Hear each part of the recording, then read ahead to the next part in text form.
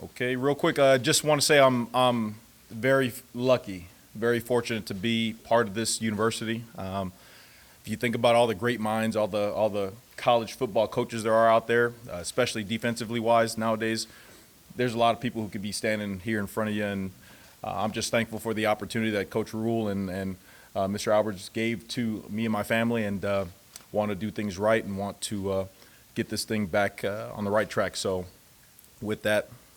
Any questions? What are your impressions of the Big Ten and how your defense would fit it? Well, we got a chance to play Purdue when I was at Syracuse, and now that's they were more of the passing offense right there, but still in terms of attitude wise, they were a physical team, big team. Kind of established their will at the line of scrimmage, and for us it was just a different game, but.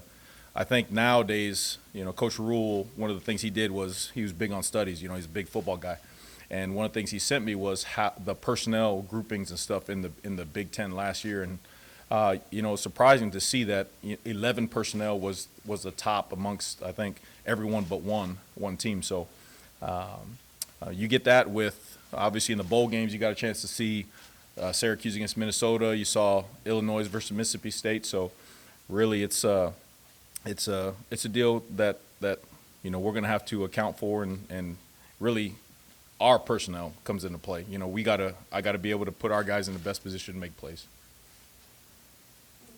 You like the number 335 as opposed to other formations? Well, I grew up in it. The guy who kind of really came up and really redefined the 335, Rocky Long. And he's the one who recruited me to UCLA, and then he gave me a chance at the University of New Mexico, coaching linebackers there in 2007.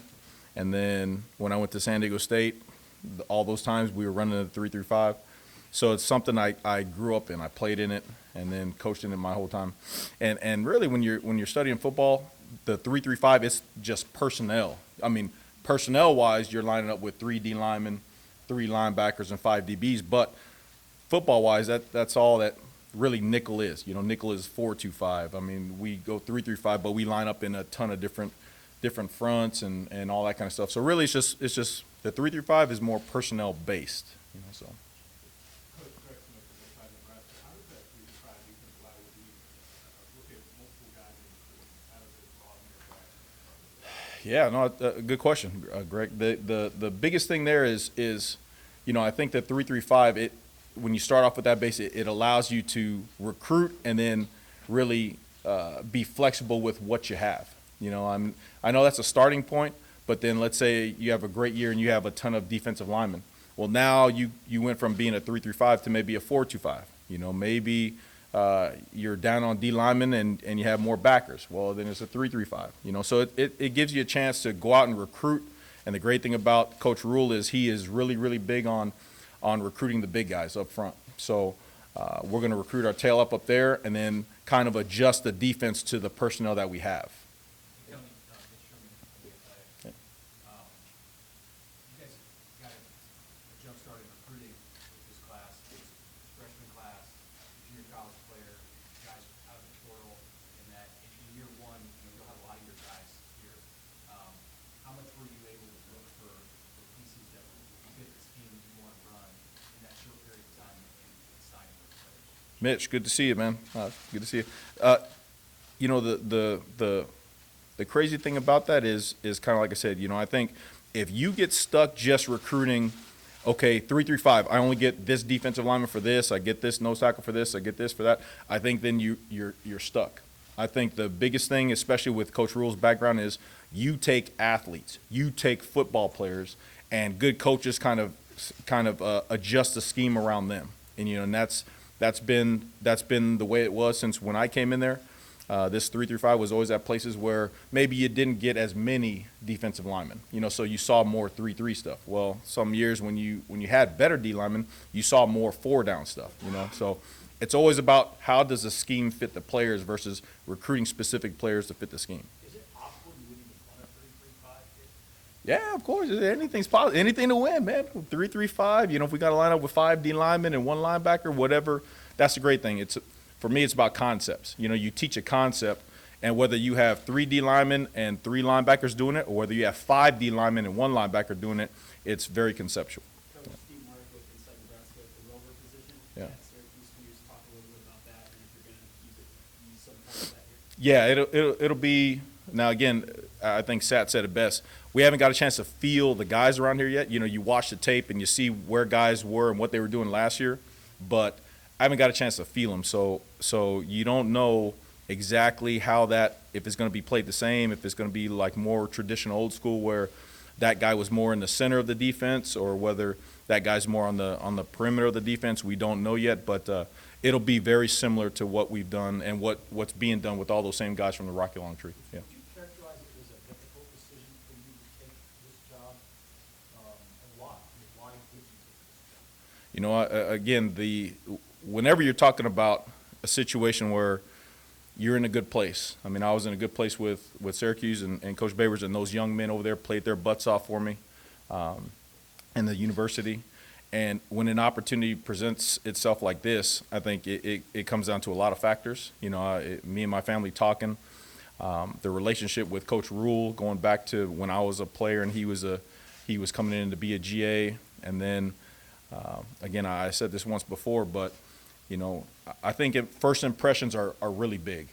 And when I was in middle school and high school, that was kind of like the birth of me understanding what college football was and playing football.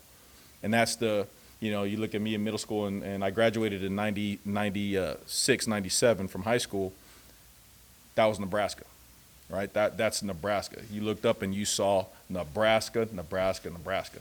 So you add in all that stuff and then just sitting around talking about it with the family, and I thought it was something that you could not pass it up. What are your first impressions of this place, being in the stadium every day, being in the city? What are your first impressions? You see why it's different. I mean, from the people, from you walk in and you see the national championship trophies, you see the Heisman. I mean, you know, you walk around, you see why this place has been special and can be special. You know, there's no doubt there, and it only adds to the fact that Coach Rule and his plan has worked, the things he believes in, the staff he's put together. I think again, it's very easy when you walk around here and you see and you feel it. It's something special.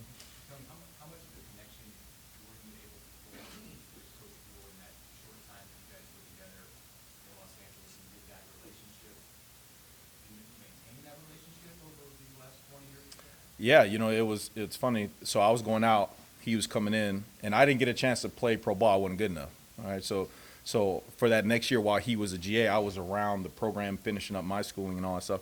And then it was always one of those things where you saw a guy having success and then it's a text message, or you run into him when I was at San Diego State, New Mexico, you run into them at, you know, when they're at Temple and all that stuff, you run into them on the road and all this kind of stuff. So it's one of those things that was always right there. Hey, coach, you know, how you doing, man? Good job, saw you, da-da-da. And then when he got this job, it was a text message just like that. And then it became a phone call. Then it became an interview, and then it became a, hey, let's do this thing. So. How much does Rule get involved with your defense? How much do you anticipate him being involved with yours? Very. I mean, a football guy's a football guy, and I thought it was really good being around some coaches. They said be the dumbest one in the room. You know, you want to be in a room where you're the dumbest guy, because then that's all you're doing is growing. You know, and so when you get to listen to these guys and listen to them talk football, just football, I mean, I wouldn't have it any other way. You know, he's in there, he's talking schemes, he's talking mostly, again, you see it from the other side of the ball. You know what I mean? You see what the offense was thinking, what he would have done, how he would have attacked. And so then it helps you find answers. It helps you see, like, okay, well, if I move this guy here, you were thinking this one time, but now you're thinking this, and I can get you. So I think it's really important that he's involved in, and like I said, he loves ball. You know, that's a good thing about Sat, these other guys, is when they're not doing anything naturally, you see them around ball, watching ball. You know what I mean? So that's really cool, and again, it'll make me better. You talked about kind of getting those big guys in recruiting. What have you seen from Coach Knight and what's in there so far? Oh man, he's funny. He's fun. Listen, I wouldn't want to do something wrong. I tell you that. He gets after it. He's fiery. But again, you talk about knowledge. A guy who's played it at the highest level you can on the planet. Really good communicator. He knows what he wants to do, so it's been fun being around him up to this point. And once we get the recruiting done and get a chance to get off the road and all get in the room and whoever the last additions to the staff, once we can all be together and really talk football and get into it, then I don't doubt that it'll be a good experience for everybody. Coach Sean Callahan with Hospital Online.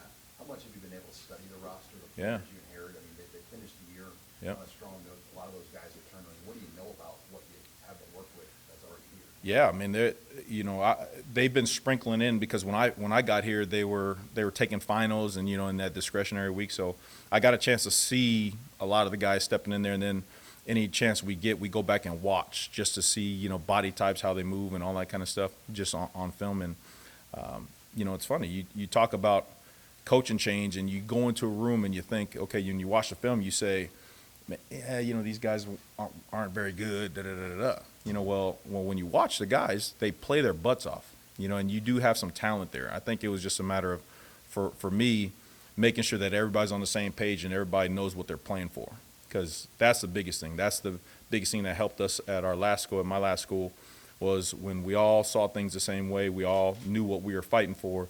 It made us more difficult to stop. And so you have talent here. I like the guys up front. I like Ty Robb. I remember him from when I was at Arizona State recruiting him. Got a chance to see Nash run around.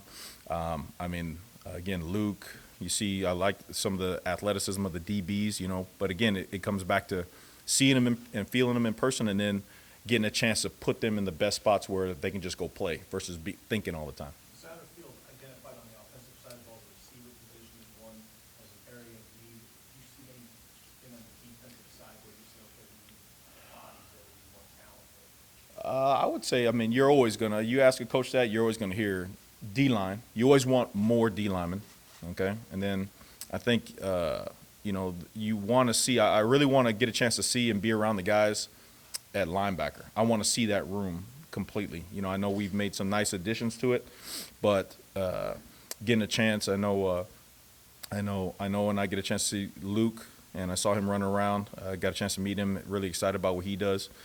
Nick, and I know he got injured there towards the end of the year, but really interested to see how that linebacker room plays out. And that'll be a big thing about in terms of being able to put guys in the right positions and what kind of personnel groupings you put together. I think that room right there is going to be key to what we do in the fall. As a coordinator, do you focus on a position and then you've got we'll have all three levels? Mhm. Do you spend more of your time with linebackers, interior linebacker, or you walk around?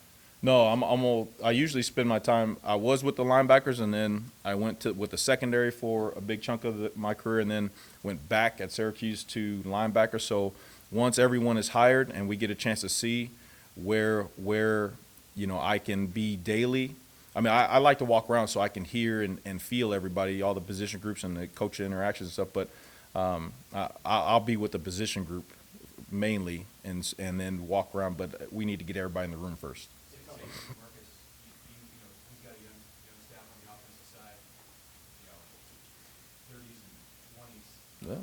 Likely where it all ends up for you. What do you expect that vibe to be like?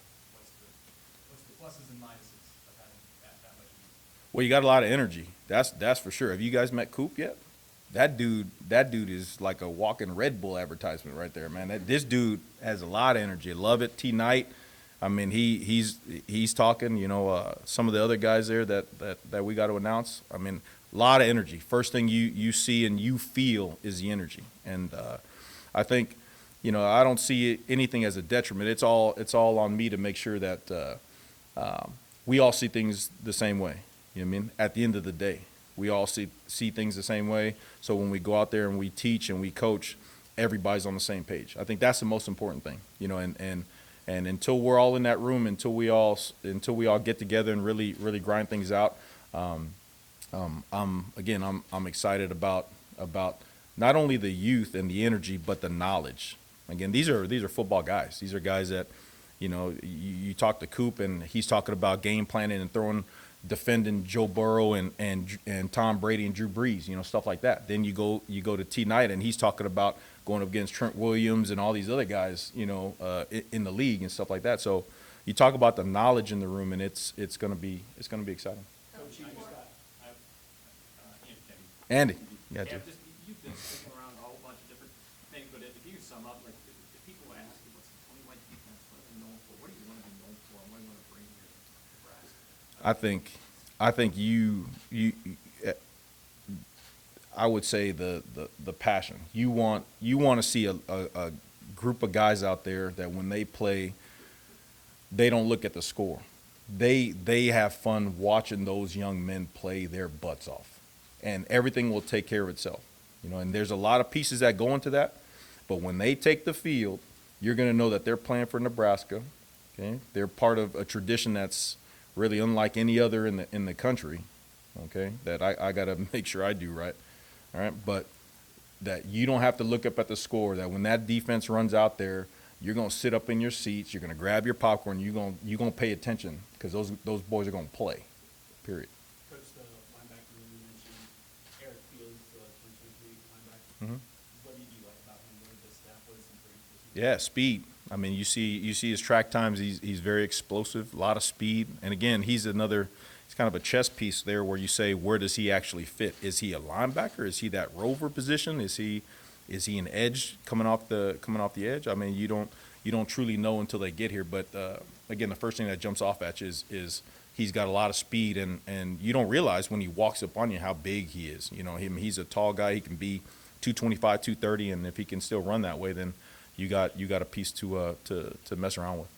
Mark, Brian Gustafson from Hunter 24/7. You're known for your strong recruiting background. What's your early impression of these guys on the staff and how they recruited in this first month? I know there's a lot to take on. Yeah, Coach Rue, if you don't recruit, you ain't here. I mean, that's number one. I mean, that's the great thing about being with these guys is that they understand. If you got the guys here, you have a chance. So everything is built up around recruiting and those relationships and bringing the pieces here so that way we can get them and develop them. But again, that's one of the things first and foremost. If you can't recruit and you don't want to recruit, then you ain't gonna be here. That's the way it goes. Describe in detail your plans for the Black Shirt tradition, including what day each year you'll hand them out and how many you'll hand out. Why? I knew that I had a paragraph on the black shirt deal ready to go. But no. The most important thing I can do with that tradition is find out knowledge, right? I gotta talk to people who have instilled it, who have lived it, who have done it the right way. I've heard many different ways that they've done it, bringing old guys back, taking it away, doing it, waiting for a couple games, doing it in fall camp or spring. I've heard a lot of different things already. And the worst thing I can do is sit up here and say, I know I'm going to do it this way. No, that's something you don't mess around with because, again, I think that's one of the greatest kind of traditions you have in college football, especially defensively wise. You talk the black shirts, again, like as a kid running around, you talked about putting on a black shirt and reenacting that you were part of the defense. You know what I mean? So I want to do it right. I gotta talk to people who have done it and kind of figure out what the best way to do it, and then I'll let you know. Okay. Appreciate everybody. Thank you.